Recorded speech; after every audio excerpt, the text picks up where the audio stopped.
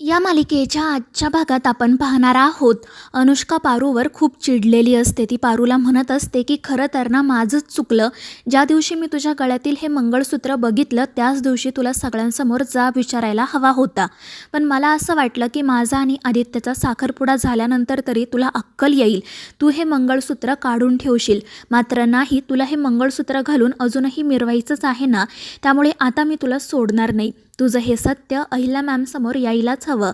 त्यांना सुद्धा तुझा खरा चेहरा कळायला हवा. आणि ते ऐकून पारू तर खूपच घाबरते आणि अनुष्काला समजवण्याचा प्रयत्न करते. पण अनुष्का तिचं काही ऐकून घेण्याच्या मनस्थितीमध्ये नसते. ती खूप चिडलेली असते आणि पारूला धमकी देत म्हणते की तू मला या घरातून बाहेर काढायचा प्रयत्न केला ना, आता बघ मी तुला या घरात एक दिवससुद्धा टिकू देणार नाही. तुला आणि तुझ्या बापाला येथून तोंड काळं करून जावंच लागेल. आणि ते ऐकून पारू घाबरून म्हणते की अनुष्का मॅडम तुम्ही प्लीज हळू बोला. मला जर हे सगळं कळलं तर खूप मोठी अडचण होईल. पण अनुष्का ऐकत नाही आणि ती मोठमोठ्याने मारुतीला आवाज देत बाहेर बोलावून घेते. मारुती बाहेर येत तिला काय झालं आहे ते विचारू लागतो. तर अनुष्का म्हणत असते की काय मारुती मामा, तुम्ही मला सांगितलं नाही की तुमच्या मुलीचं लग्न झालं आहे ते. आणि ते ऐकून मारुती म्हणतो की मॅडम हे काय बोलताय तुम्ही, माझ्या पारूचं लग्न वगैरे काही झालेलं नाही आहे. आणि ते ऐकून अनुष्का हसतच म्हणते की हो का, मग हे काय आहे. आणि मग ती मारुतीला पारूच्या गळ्यातील मंगळसूत्र दाखवते. आणि ते मंगळसूत्र बघून मारुतीला आणि त्या गणीला तर मोठा धक्काच बसतो. मारुतीच्या तोंडून तर शब्दही फुटत नाही. तर अनुष्का ते मंगळसूत्र दाखवत मारुतीला जाब विचारत असते आणि म्हणत असते की का नाही सांगितलं तुम्ही आम्हाला तुमच्या मुलीचं लग्न झालं आहे म्हणून. आणि मग त्यानंतर ती पारूचा हात पकडते आणि तिला सांगते की आता अहिल्या मॅमला तुला सत्य सांगावंच लागेल. आणि मग ती तिचा हात ओढतच तिला अहिल्याच्या घराकडे घेऊन जाण्यासाठी निघते. हे सगळं दामिनी पाहत असते आणि ती खूपच खुश होत लगेच अहिल्या आणि श्रीकांतकडे जाण्यासाठी निघते.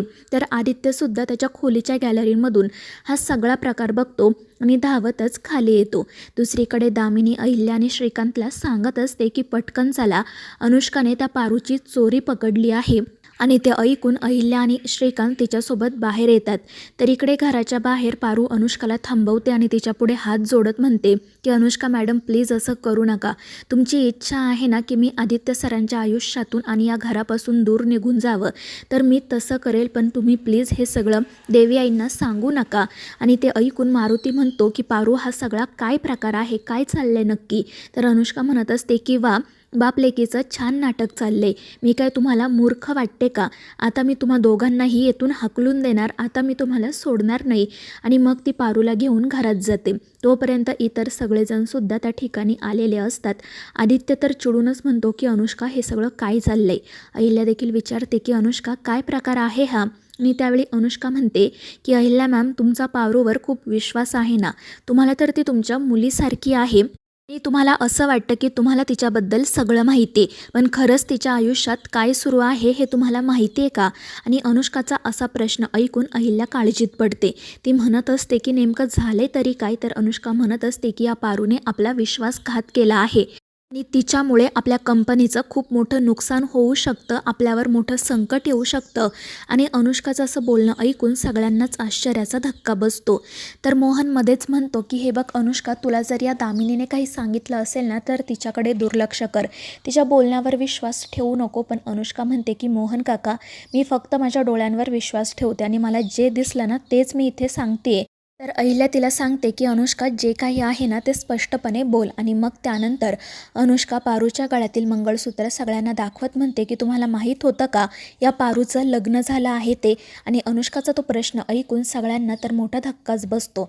सगळेजण त्या मंगळसूत्राकडे बघत असतात. तर अनुष्का म्हणत असते की पारूचं लग्न झालं आहे आणि तिने ही गोष्ट आपल्या सगळ्यांपासून लपवून ठेवली. या सगळ्याचा आपल्या कंपनीवर किती मोठा परिणाम होईल तुम्हाला माहिती आहे का. जर लोकांना कळलं ना की ज्या पारूवर आपण इतका विश्वास ठेवला त्या पारूने आपला विश्वासघात केला आहे, तर ते आपल्या कंपनीच्या प्रोडक्ट्सवर सुद्धा बहिष्कार टाकतील. पारू तर एक इंटरनॅशनल मॉडेल आहे, कंपनीची ब्रँड ॲम्बॅसिडर आहे. मग काय होईल याचा थोडा तरी विचार करा तुम्ही सगळेजण. आणि मग ती पारूला सुद्धा म्हणते की काय गं पारू, तुला कंपनीचं ब्रँड ॲम्बॅसिडर पद हवं होतं म्हणूनच तू हे सत्य आम्हा सगळ्यांपासून लपवून ठेवलं ना. पण त्यावेळी पारू फक्त खाली मान घालूनच उभी असते. तर आदित्य मध्ये पडत अनुष्काला म्हणतो की अनुष्का, हे काय चाललंय तुझं. मी ना तुझ्या आधीपासून पारूला ओळखतो, ती असं काही करणं शक्यच नाही आहे.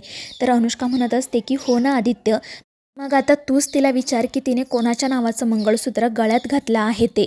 आणि त्याच वेळी अहिल्या मारुतीला म्हणते की मारुती, माझा तुझ्यावर पूर्ण विश्वास आहे.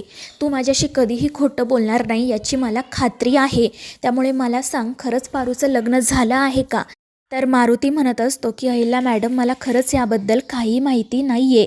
मलासुद्धा हे आत्ताच कळले. आणि मग अहिल्या हाच प्रश्न पारूला विचारते. ती म्हणत असते की सांग पारू, कोण आहे तुझा नवरा? पण पारू खाली मान घालून उभी राहते. तर दामिनी हसतच म्हणत असते की वहिनी, तुम्ही सुद्धा काय प्रश्न विचारताय? कोण असेल या भिकारड्या पारूचा नवरा? असेल एखादा पाकीटमार किंवा चोर. तिच्याच लायकीचा असेल कोणीतरी. आपल्याला काय करायचंय? पण त्यामुळे अहिल्या तिच्यावर चिडते. मारुतीला सुद्धा वाईट वाटतं. तो रडतच म्हणत असतो की बघितलं ना पारू, तुझ्यामुळे मला काय काय ऐकून घ्यावं लागतंय. अगं आता तरी सांग खरं, काय आहे ते? कोणाशी लग्न केलंय तू? मला सांग त्या व्यक्तीचं नाव. हवं तर मी तुला त्याच्या घरी नेऊन सोडतो. आणि त्यानंतर अनुष्कासुद्धा म्हणते की मला माहिती आहे पारूचा नवरा कोण आहे ते. आणि ते ऐकून पारू तर घाबरूनच म्हणते की अनुष्का मॅडम, तुम्ही या घरच्या होणाऱ्या सून आहात. तुम्ही असं काही बोलू नका ज्यामुळे या घरात वादळ येईल. तर अनुष्का रडतच म्हणत असते की अगं पारू, कशाचं वादळ? तुझ्या रूपात माझ्या आयुष्यात ऑलरेडी एक वादळ आलं आहे. आणि आता ना मी गप्प बसणार नाही. आणि मग ती रडतच सगळ्यांना सांगते, पारूचा नवरा हा आदित्य आहे. आणि ते ऐकून घरातल्यांच्या पायाखालची तर जणू जमीनच सरकते. आदित्यला सुद्धा धक्का बसतो. तर अनुष्का त्याच्याकडे बोट दाखवत म्हणते की या पारूने आदित्यच्याच नावाचं मंगळसूत्र तिच्या गळ्यात घातलंय. आणि ते ऐकून अहिल्या मोठ्याने ओरडून म्हणते की अनुष्का, तू काय बोलतेस? तुला कळतंय का? जर हे सगळं दामिनी बोलली असती ना तर मी तिच्याकडे दुर्लक्ष केलं असतं. पण मला तुझ्याकडून ही अपेक्षा नाही आहे. तर अनुष्का म्हणते की हो ना मॅम, तुमचा माझ्यावर तर विश्वास नाहीच आहे. तर मग आता तुम्ही तुमच्या मुलालाच विचारा काय खरं आणि काय खोटं ते.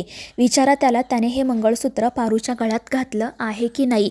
आणि ते ऐकून अहिल्या, श्रीकांत आणि इतर सगळेजण आदित्यकडे बघू लागतात. तर आदित्यसुद्धा ते मंगळसूत्र बारकाईने पाहत असतो. आणि मग ते मंगळसूत्र हातात घेतो. त्याला आठवतं की त्याने शूटच्या वेळी हे मंगळसूत्र पारूच्या गळ्यात घातलं होतं. आणि मग तो सगळ्यांना सांगतो की अनुष्का खरं बोलतीये, हे मंगळसूत्र मी पारूच्या गळ्यात घातले. आणि ते ऐकून अहिल्या, श्रीकांत तर खूप चिडतात. आणि मग त्यानंतर आदित्य असं म्हणतो की आई, तू सुद्धा हे मंगळसूत्र बारकाईने बघ. तुला देखील आठवेल की मी हे ॲड शूटच्या वेळी मंगळसूत्र पारूच्या गळ्यात घातलं होतं. आणि त्याच वेळी तिला सांगितलं होतं की हे सगळं खोटं आहे. आणि त्याला तिची सुद्धा संमती होती. आणि कदाचित आज आमचं फोटोशूट होतं म्हणून तिने पुन्हा हे मंगळसूत्र घातलं असावं. तर प्रीतमही लगेच म्हणतो की अरे हो, मगाशी पारूने हे मंगळसूत्र घातलं होतं. आणि मग सगळ्यांना असं वाटतं की फक्त फोटोशूटसाठीच पारूने ते मंगळसूत्र घातलंय. तर पारू आदित्यकडे बघत मनाशी म्हणत असते की शेवटी माझा नवराच माझ्या मदतीला धावून आला. आणि मग त्यानंतर पारू नाटक करत सगळ्यांपुढे हात जोडत म्हणते की मला माफ करा. काय झालं, मगाशी मी फोटोशूटच्या वेळी हे मंगळसूत्र घातलं. पण त्यानंतर माझ्या लक्षात आलं की बा आणि गणी उपाशी असतील, म्हणून मग मी लगेच घरी गेले, त्यांना जेवायला वाढलं. आणि या सगळ्या गडबडीमध्ये मंगळसूत्र माझ्या गळ्यातच राहिलं. त्यानंतर अनुष्का मॅडम अचानक आमच्या घरी आल्या. आणि त्यांनी माझं काही ऐकून न घेता मला फरफटतच इथे आणलं. आणि इतकंच नाही तर त्यांनी हे मंगळसूत्रसुद्धा तोडण्याचा प्रयत्न केला. आणि मग ती सगळ्यांसमोर अनुष्कालाच तोंडावर पाडते. त्यामुळे अनुष्का खूप चिडते. तर मित्रांनो, या मालिकेच्या पुढील भागांच्या अपडेटसाठी आपल्या चॅनेलला सबस्क्राईब करा.